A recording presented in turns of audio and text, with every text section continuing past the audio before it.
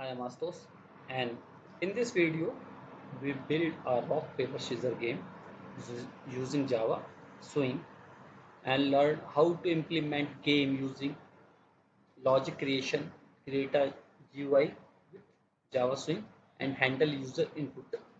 Okay, so let's visit the game code.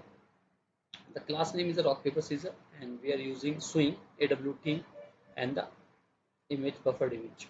Action listener also we use in our constructor. This is the constructor of this class. Here we create one frame and the panels and set the alignment horizontal or vertical or center or right. Okay, and after this we create one method create move button in which we move the button. Okay, the button is paper है scissor है या rock. Okay, and handle the move like on a click of one single button we will handle how the player choose and what the player choose and the what computer choose, and in a result method we compare both. Okay, and this is the method where we upload the scoreboard. Okay, and this is the image where we add the image. Okay, so let's see the game. Okay, what is the game and how it play. Right click, run as Java application, and this is the framework of Java. Oh, sorry, rock paper scissors game.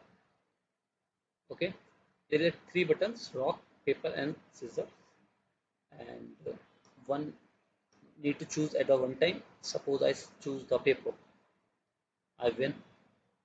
There is no guarantee you win or you lose. Computer choose randomly. Okay, with the help of random. I choose rock, I lose or tie. I choose again paper, tie. Let's suppose I choose scissor, tie, paper, tie, rock, I win. Again rock, I lost. Paper, I lost. Rock, I lost. Scissor, I lost. Paper, I lost. This is the end game. If you want to close this game, click on the this button. It will close the game. Okay. If you like this, so don't forget to like this video, comment and subscribe. If you have any suggestion for me, feel free to comment, or if you have any question regarding to a Java interview which you want to explain by me, so feel free to comment on this. Thank you.